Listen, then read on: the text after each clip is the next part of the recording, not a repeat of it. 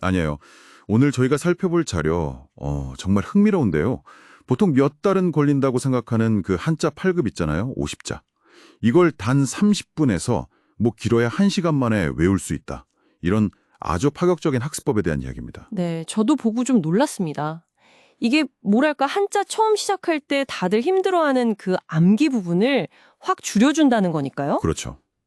핵심 전략이 두 가지라고 해요. 내비게이션 기억법하고 또 하나가 메타인지 학습법. 과연 이게 어떻게 가능한 건지 오늘 한번 제대로 파헤쳐보죠. 네, 좋습니다. 특히 그 전통적인 깜지 쓰기 같은 방식 있잖아요.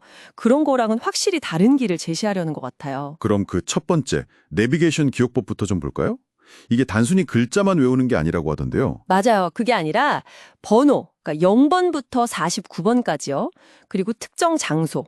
자료에서는 뭐 강남 지역 50곳을 예로 들었더라고요. 아, 장소요. 네, 그리고 우리가 외워야 할 그 8급 한자. 이 세 가지를 하나의 이야기로, 이미지로 엮는 방식이에요. 이야기로요. 예를 들면 어떤 식이죠? 자료에 나온 예를 보면 0번은 빵 이미지랑 연결하고요. 0번은 빵. 네. 장소는 일자산 허브천문공원화 빵집. 뭐 이렇게 구체적으로 정해요. 굉장히 구체적이네요. 그리고 거기에 이제 8급 한자 10, 열십자죠.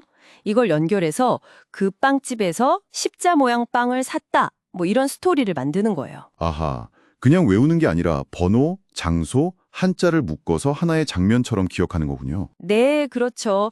이게 그 기억의 공전 기법하고도 좀 비슷한 원리인데요. 우리가 공간이나 순서, 구체적인 이미지를 활용하면 뇌가 정보를 훨씬 더 잘 기억하거든요. 그러니까 추상적인 한자를 좀 더 구체적이고 뇌가 기억하기 쉬운 형태로 가공하는 거죠. 그냥 나열하는 게 아니라 딱 구조를 짜서 저장하는 느낌이네요. 네. 그리고 자료에서는 이걸 더 효율적으로 하려고 50자를 10개씩 5그룹으로 나눠서 그룹별 스토리를 만들더라고요. 뭐 0번대 그룹은 빵집 이야기, 10번대 그룹은 선생님 이야기, 이런 식으로요. 오, 그렇게 묶어주면 더 기억하기 쉽겠는데요? 그럼 다른 하나, 그 메타인지 학습법은 뭔가요? 이건 또 어떻게 다른 거죠? 아, 메타인지는 쉽게 말하면 내가 뭘 알고 뭘 모르는지를 아는 영역이에요. 내가 뭘 아는지 모르는지 아는 거요. 네, 이 학습법에서는 이걸 공부에 적극적으로 쓰는 거죠. 그냥 정보를 막 집어넣는 게 아니라 스스로 계속 질문을 던지는 거예요. 이 글자 뜻이 뭐였더라? 아까 외운 그 글자랑 좀 헷갈리는데? 이런 식으로요. 아하, 그냥 쭉 외우고 넘어가는 게 아니라 중간중간 계속 확인하는 거네요. 내가 제대로 외웠나 하고. 그렇죠. 일종의 자기 점검, 학습 과정의 품질 관리 같은 거라고 할 수 있어요. 그렇군요. 그래서 자료에서도 뭐 자기가 배운 내용을 자기 말로 한번 설명해 보거나 아니면 워크북 같은 걸로 스스로한테 문제를 내보라고 해요. 이게 진짜로 내 지식이 됐는지 그냥 잠시 외운 건지 확인하는 과정이 중요한 거죠.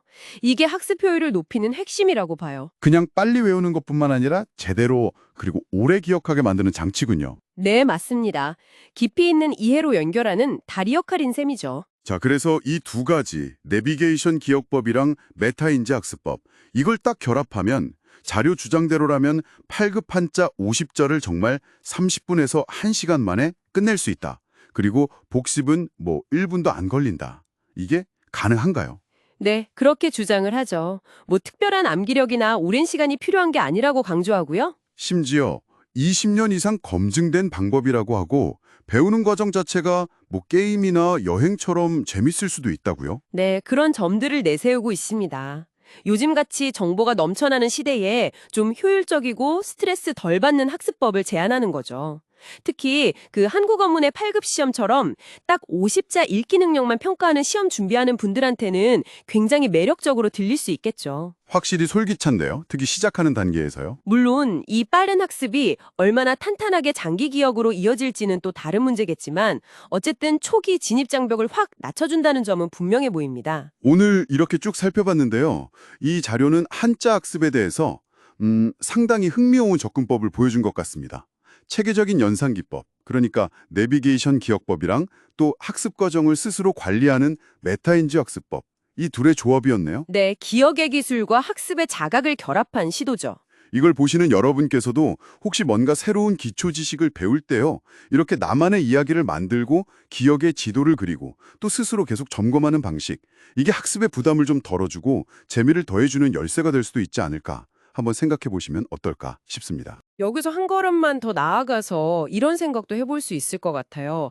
이게 비단 한자 학습뿐만이 아니라 앞으로 여러분이 배우게 될 다른 어떤 종류의 정보나 지식이라도요. 오늘 우리가 얘기 나눈 것처럼 일종의 기억의 지도를 그리고 내가 이걸 얼마나 이해하고 있는지 계속 확인하는 전략. 이런 걸 의식적으로 한번 적용해 본다면 여러분의 학습 경험이나 효율성 자체에 좀 근본적인 변화가 생길 수도 있지 않을까요?